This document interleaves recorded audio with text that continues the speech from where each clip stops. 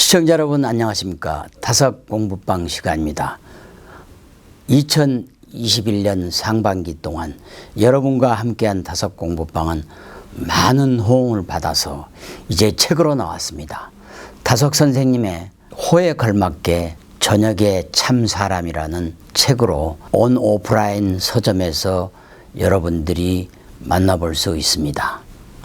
집필자인 아주경제 이상국 논설실장님은 이 책을 다섯 평전으로 명명했습니다. 지금까지 다섯 선생님을 기리는 수많은 책들이 나온 것들이 있지만 이처럼 평전으로 나온 것은 최초라고 자부심을 갖습니다. 종교나 철학을 공부하지 않는 사람도 쉽고 간결하게 이해할 수 있게 된 책이기 때문에, 평전이기 때문에 여러분들의 많은 호응을 바라겠습니다. 이제 다섯 공부방 시즌2를 시작합니다.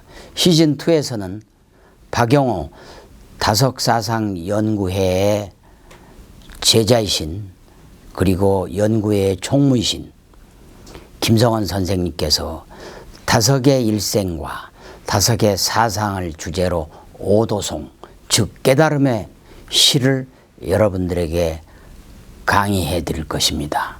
여러분, 깨달음의 시간, 그리고 대한민국 근현대의 영적 스승으로 불리는 다섯 선생님의 오도송을 통해서 함께 사상과 철학의 길을 떠나보시죠.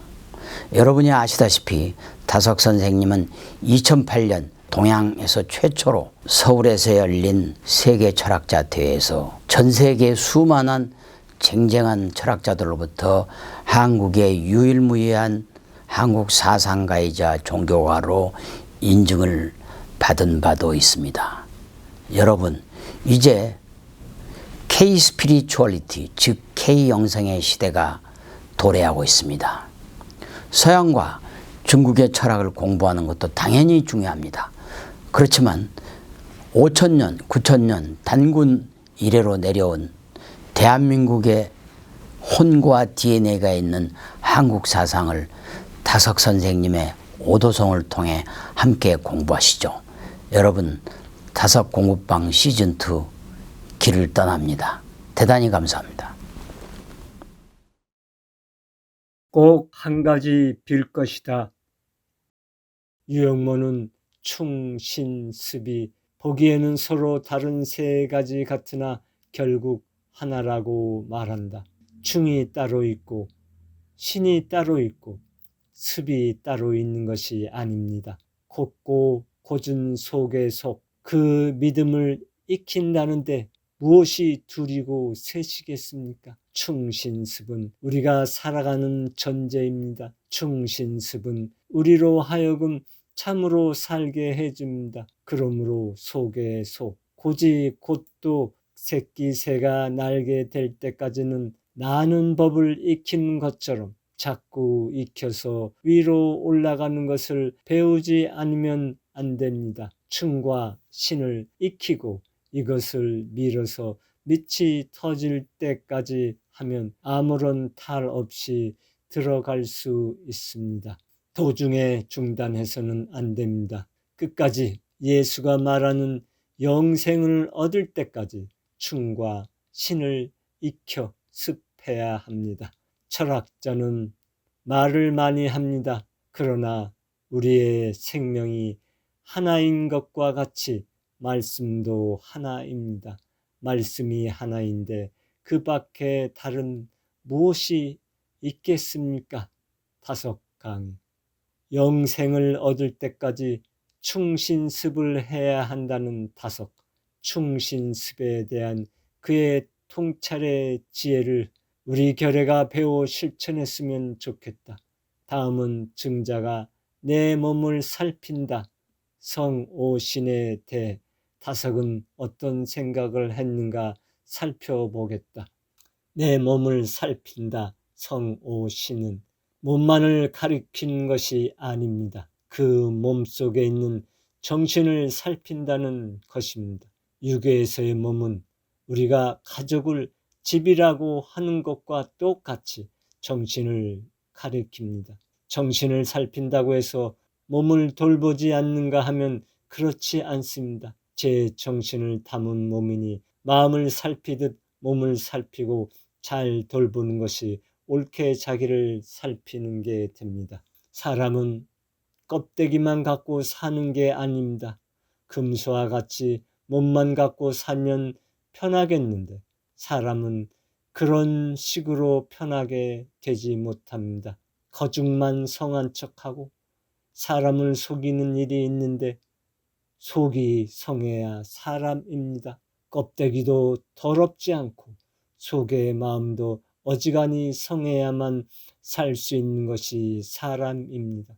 몸을 대단히 소중하게 아껴온 그 사람은 속의 속이 성한 것을 아는 이입니다. 이 사람이 속이 성한 것은 속에 계시는 하나님이 어진 생각을 일으켜주고 그것을 인정하여 주시기 때문입니다. 타석강의. 타석의 사상은 참으로 깊고 참으로 참되다.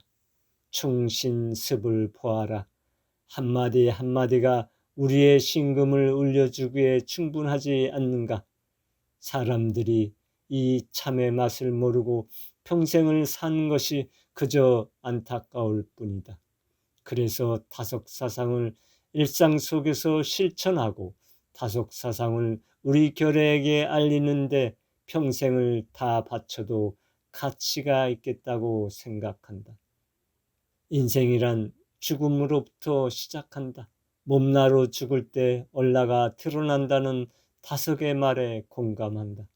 시작해서 끝난 것은 몸의 세계다. 그러나 상대를 끝맺고 시작하는 것은 얼의 세계다. 나서 죽는 것이 몸나이다. 몸나가 죽어서 사는 것이 얼라이다.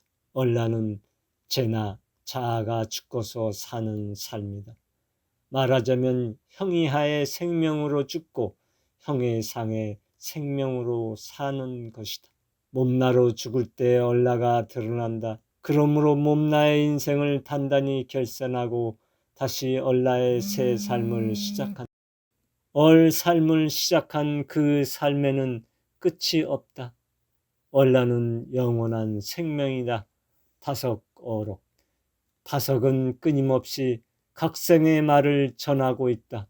그 무엇에도 매이지 말고 자유함을 얻어라. 얼 생명으로는 우리 모두가 한 생명이다. 석가의 생명, 노자의 생명, 예수의 생명이 따로 있는 것이 아니다. 단지 사람들의 자신의 정신을 그들에게 붙들어 메어지고 싶어할 따름이다. 마음은 자유로운데 그 본질이 있다. 그 대상이 비록 예수 그리스도라 해도 거기에 매여 사는 것은 그 대상은 우상이 되고 내 정신은 내려가게 된다.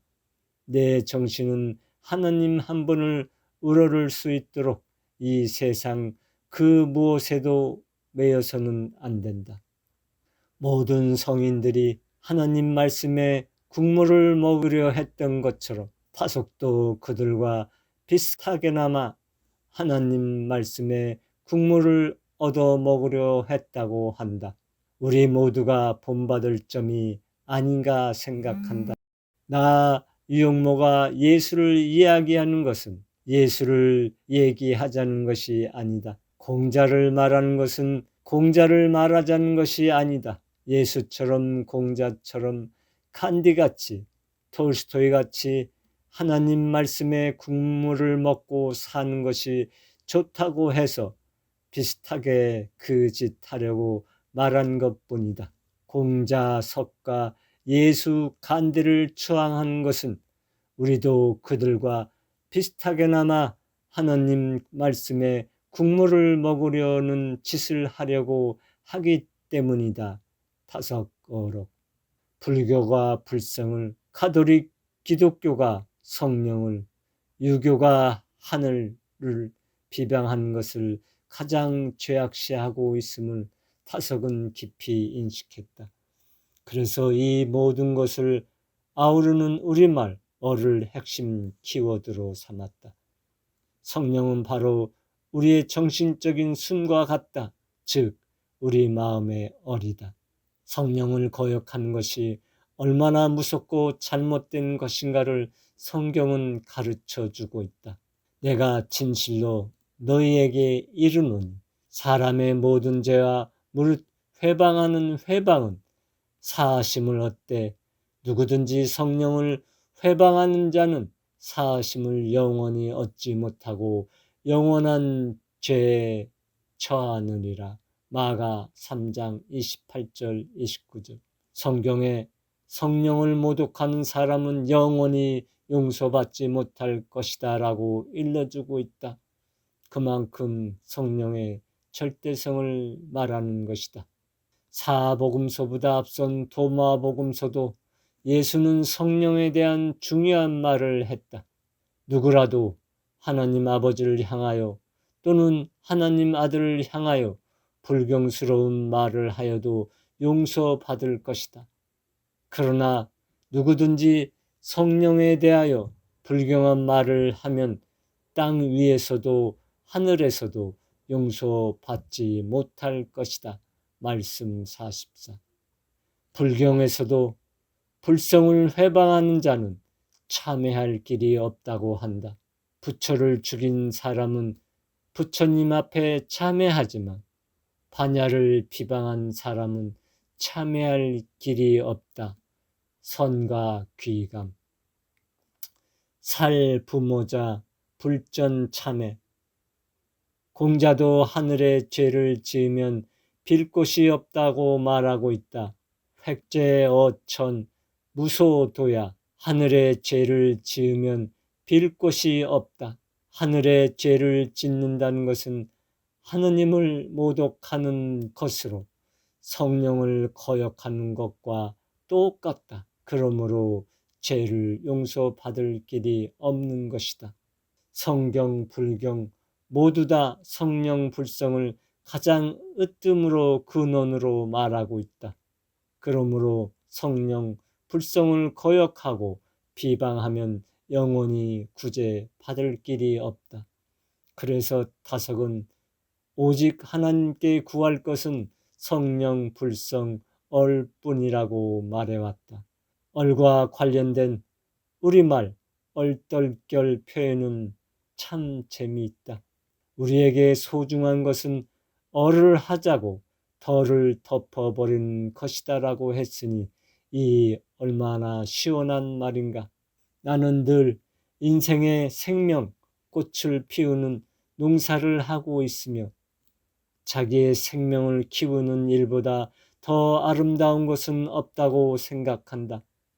나는 위로 올라가려고 하는 것을 얼이라고 하고 아래로 떨어지는 것을 덜이라고 생각한다.